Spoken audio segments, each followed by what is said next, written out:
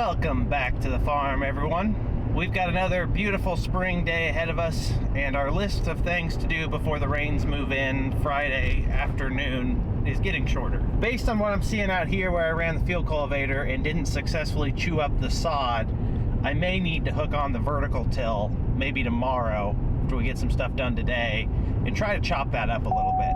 It is 8:30 in the morning. Chris and I spent the first little bit restacking that burn pile behind my house and adding another tire to it. Wink, wink, not literally, just a joke. It's just a small amount of brush, and unless it's perfectly stacked and dry, it's hard to burn it all up, so you gotta kind of repile it. We did that, and as you would expect, I'm now out here looking at that 60 acres of corn stalks that Katie worked yesterday afternoon to see how it looks for today if we're gonna plant it. There's really no if about it. I'm 100% gonna plant this field today, especially because at 8:30 in the morning, it's already grayed off on top. Our planter row units will be like a second tillage pass out here, and we will have a beautiful, nice seed bed and seed insertion here for some early March soybeans. Historically, this is usually one of our driest fields. We almost always plant it first, whether it be corn or soybeans. It's no different this year. That's why I looked at it first thing. After spraying almost 500 acres yesterday and doing a lot of high-speed scouting, I don't have any doubt in my mind that we probably have 600-700 acres of corn stalks that could be worked and planted if that was a sane and logical decision. I'm not going to fully go into depth on the whole conversation of planting soybeans in central Illinois the 10th or 11th of March. I don't even know what day it is. The short of it is that it is a high risk, high reward decision. Although we have a ton of ground that would theoretically plant, there is a lot of exposure we give ourselves financially and yield wise. Basically, there are no guarantees that this will be successful. I'm giving it a 50-50 chance of coming up. If they do succeed, it should have really high yield potential, or at least no lower yield potential than stuff we plant at our normal time in April, our preferred time. It's just one of those deals where the tomcat is away and the mice want to play, so I'm gonna try a little bit out. I've got just enough authority to squeeze in one field and see what happens.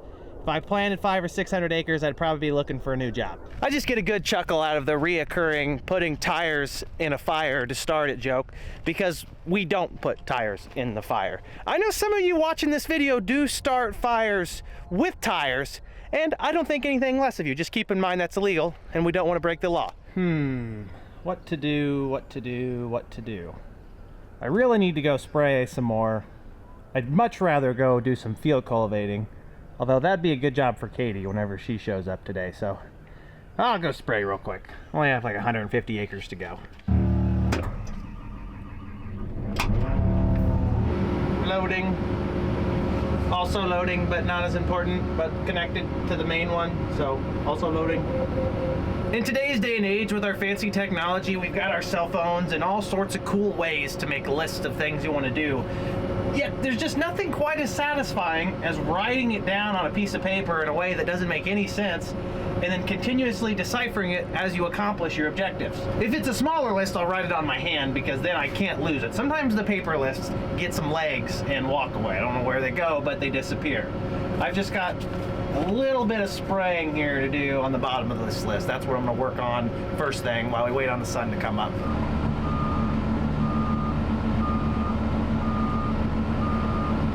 Can I get this bean planter out of here without hitting that field cultivator?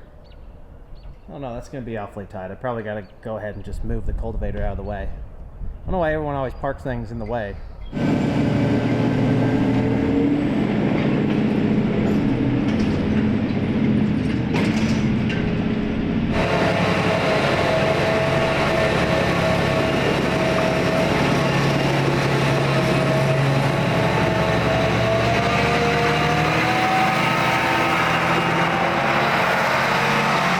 Confirmed that our field is ready to plant. That looked evident first thing this morning. The planter's sitting outside. I'm just waiting on confirmation from our Pioneer dealer that he has our 66 units of beans treated. Like I said, that they didn't get him the beans in until early March, actually just yesterday, some kind of logistical notation error. He was supposed to get him in January. And of course the bean we wanted didn't come in until yesterday, or I probably would have had them planted yesterday. No big deal. We don't want to get too far ahead of our skis.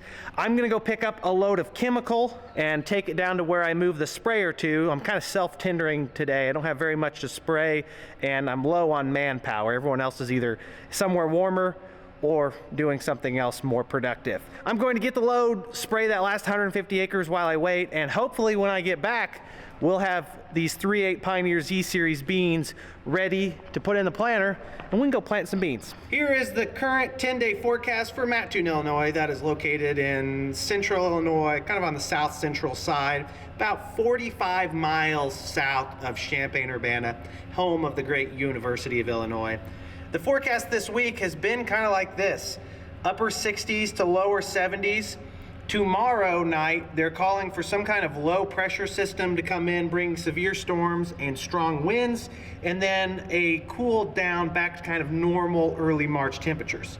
We have the soil conditions to plant beans this week, and I want to take advantage of that and try it out. Because the ambient temperature is warm and the soil's probably working its way up, although still cool, I need to get a soil probe to actually see the temperature. I'm going to put these beans 1.5 to 2 inches in the ground because I absolutely do not want them to come out of the ground until at least the first to second week of April, when the risk of frost damage is most likely out of the equation. The normal certified start date for planting soybeans and getting replant coverage here in my neck of the woods is April 5th. The insurance companies have evaluated that that is a safe day to give the green light to plant soybeans and not have a likelihood of a replant claim, most normally from a frost. I'm no visionary. I've not come up with this idea on my own about planting beans early in March or late February. People have been doing it in our county. I can think of some very prominent and successful farmers who've always been planting soybeans super early March.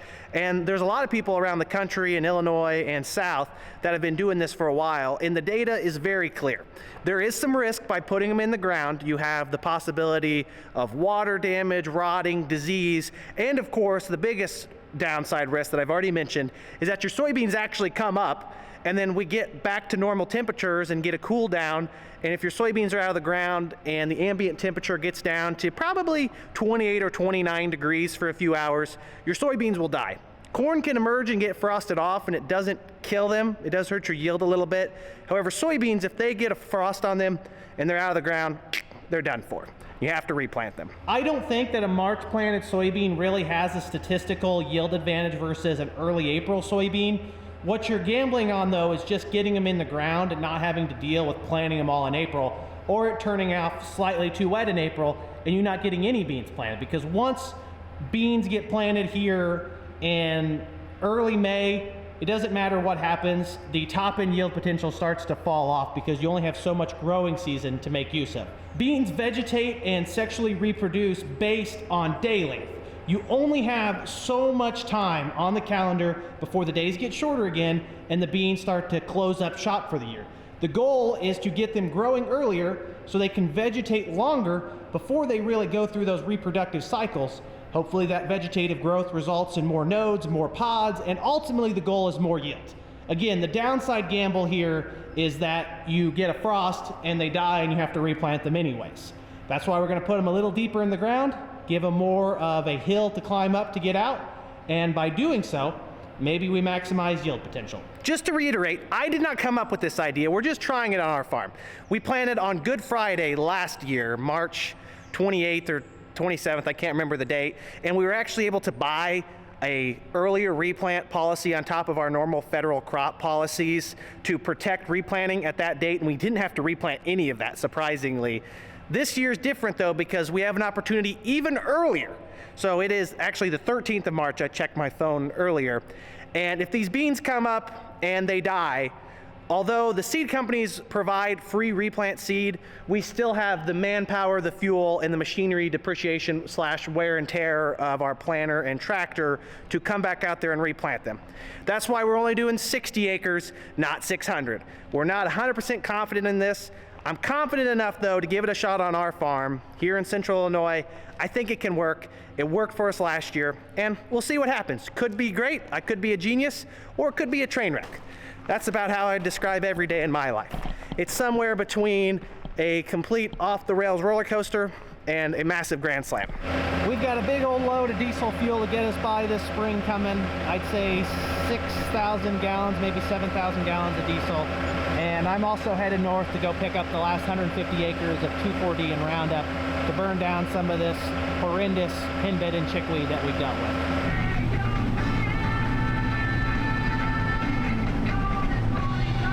Fast forward about 30 minutes, we picked up our measly load of chemical up at Helena. They are super busy up there. Although no one is spraying, everyone else is smart enough at this point to spray for winter annuals in the fall, except for us. We're the only ones who have not wisened up in that fact yet. Otherwise, they are busy. A ton of spring anhydrous going on right now because the soil's dry, and a lot of fertilizer and lime being applied. When it's dry and warm like this, people like to get as much done as possible, including me, and those big retailers like Helena have even more to do, exponentially more than I could ever imagine.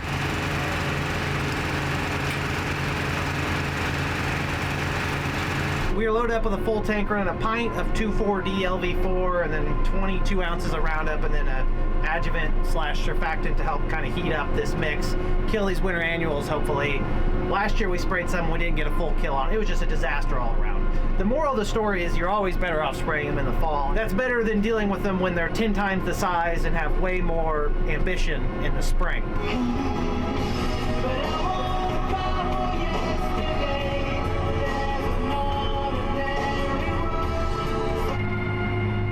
We are finally done spraying. I didn't even actually spray that much. It was just all in fields that aren't very convenient or efficient, so it took me almost all morning to spray 170 acres.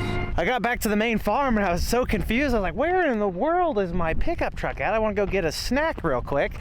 And then I remembered my pickup truck is with the seed tender going to get beans, so I'm gonna have to walk home. How miserable.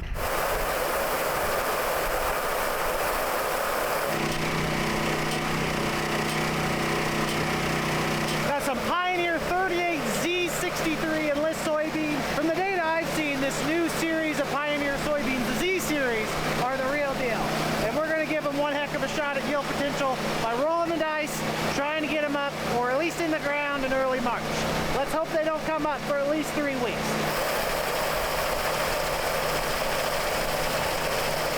We may need to back the auto talc dispenser off a little bit. That's a lot.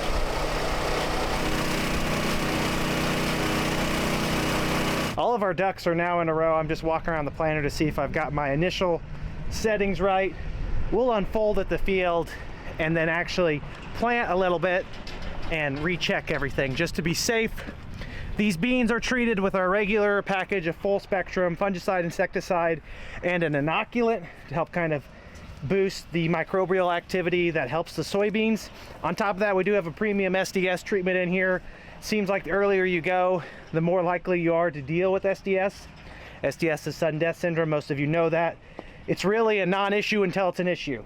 A lot of times we don't have it, but when we do have it, it's a nightmare because it takes a lot of yield from us. On top of the hefty treatment package, after talking to Dad, Wes, our salesman, and then Paul, our agronomist, we have bumped our population up a little bit just to be safe, hopefully to not have to replant it all. When you plant this early, you're assuming that they're not all going to make it. A lot of times 10% of your soybeans don't make it out of the gate because the germ rate on soybeans isn't really tremendous to begin with. Across our whole farm this year, we're targeting 150,000. Because we're going early, I'm going to bump it to 160 on this field. Not really going to make that big of a difference, yet we can at least say we had extra beans out there if things turn against us. Let's go burn these tires, baby. I'm really milking that joke for all it's worth, aren't I? That pass I worked yesterday in the soybean stubble looks impeccable today. Man, if it wasn't March, you'd be all over that with a planter.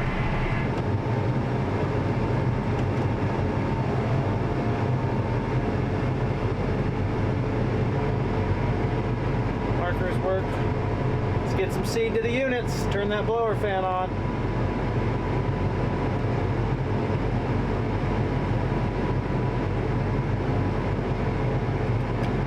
It's my first time planting this year, so almost 100% guarantee that something will go wrong. That's why you plant a little bit and then check it out. Very rarely do you get in a planter and it just magically plants perfectly out of the gate, because there's always something you forget to do.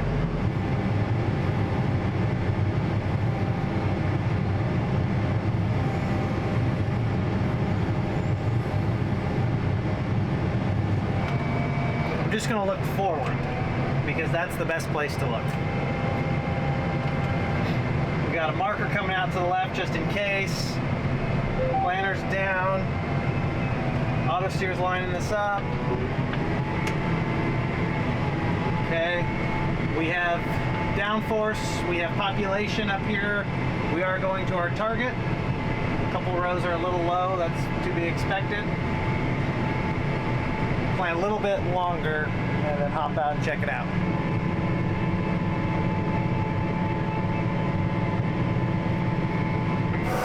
A little bit of moisture in the trench, I like to see that. Zippering shut nicely.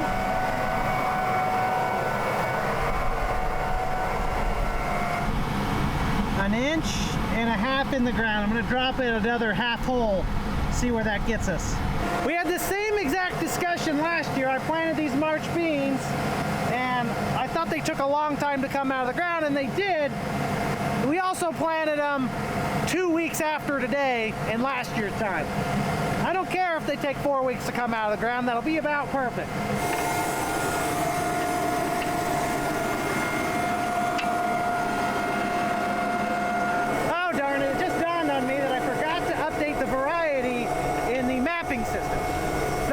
Important.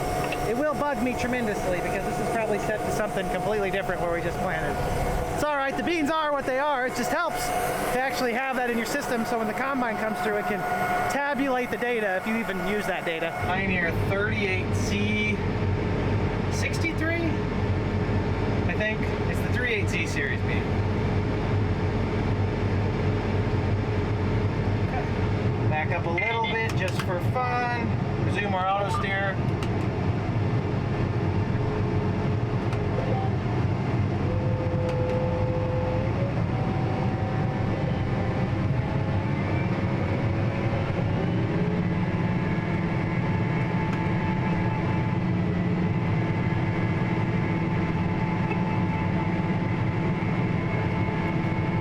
Probably far enough. We will check one last time. And I didn't plan on making adjustments because I left the planter down. That's probably 2 inches in the ground. Nice seed bed, moisture at all. Just about to finish my first lap around the field. I'll hop out, triple check everything one more time, and then we'll be off to the races. I also don't know what happened to that sign. I can promise you it was not me. Now, Chris could have definitely done that, or Katie, or Jeff, or even my dad, but definitely not me. I would have remembered it. And I usually completely run them over, not just partially.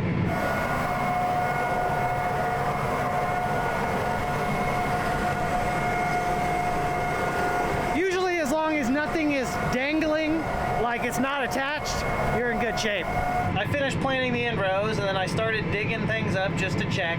Of course, I've ended up with depth anxiety. I'm almost afraid they're too shallow. I know if I put them in too deep, it's also an issue. So it's really hard with soybeans.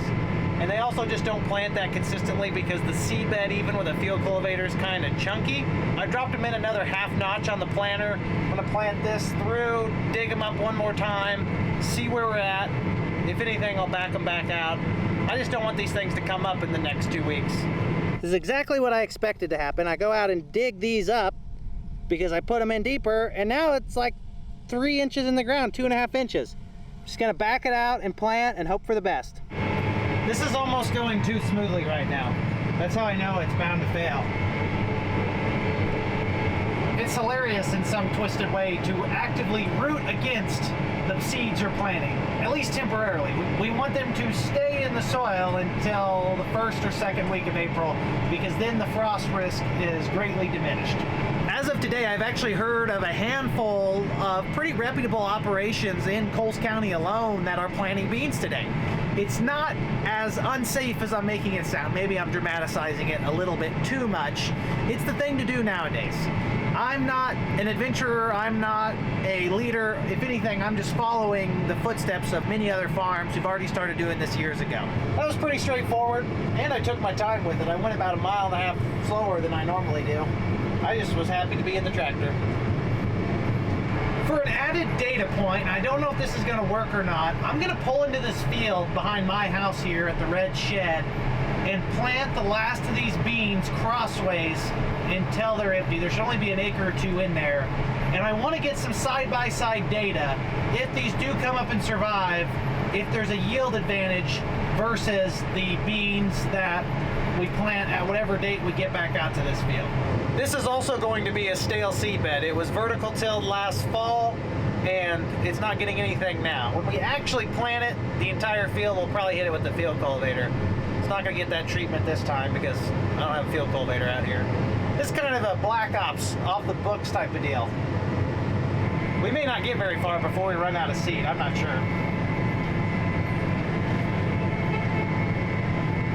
I planted a measly 1 acre, just enough to be a real pain in the rear end if they come up to plant around next time. It's amazing the difference between a no-till stale seed bed in the spring versus an actual conventional tillage pass with a field cultivator. I'm not saying that this isn't a viable seed bed, it's just the trenches don't look as good, and this is still wet on top. That's where that lack of tillage kind of hurts you, because if you ran tillage across this, you would break this open and dry it up a little bit. That could be a spot where when that trench goes through, the seed trench comes in, it doesn't seal up correctly, and unless you get a rain, you're gonna be kind of caught with your pants down. We better finish up what we're doing, get back home and get this thing put away. I'm jumping from one project to the next right now. I don't have the bean planter put away because I want to get another 4-wheel drive tractor out of the shed to hook up to this vertical till to go chop that sod up that the field cultivator did not chew through very well on that newly cut ditch. So I'm gonna go get a tractor out and hook up to this real quick, and then hopefully tonight also unhook it and put it back in because there's a chance of rain overnight. This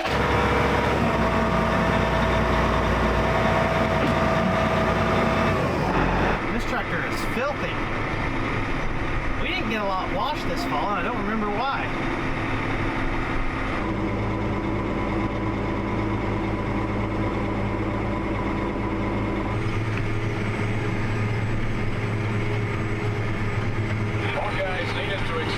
Season, the Illini working on their NCAA tournament seed.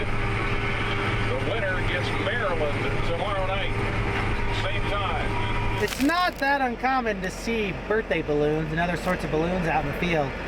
The question that I always want to ask or know the answer to is how far do these balloons travel to get here? Are they from Chicago, St. Louis, Indianapolis, 10 miles away in that tune? Happy birthday to whoever's birthday it was.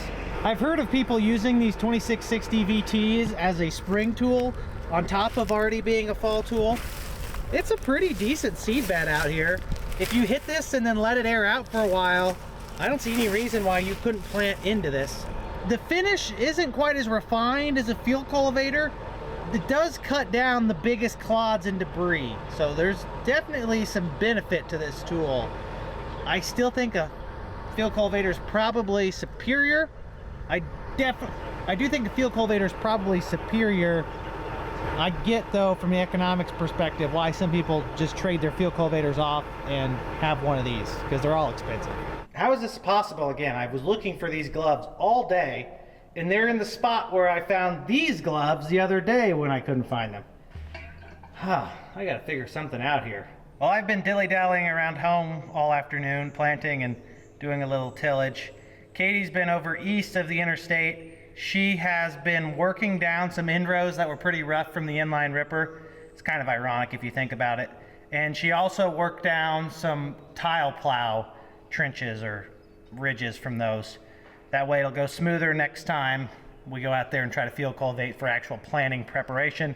We do have some storms and strong winds moving in tomorrow. We're gonna plan on getting Katie's tractor put in tomorrow. We'll let her just park it outside for the night. I'm gonna go ahead and close up shop, go watch the rest of this Illini versus Iowa game. Hopefully my beloved Illini win the game, although with them, who knows what could happen. Anything is possible, even the worst case possible.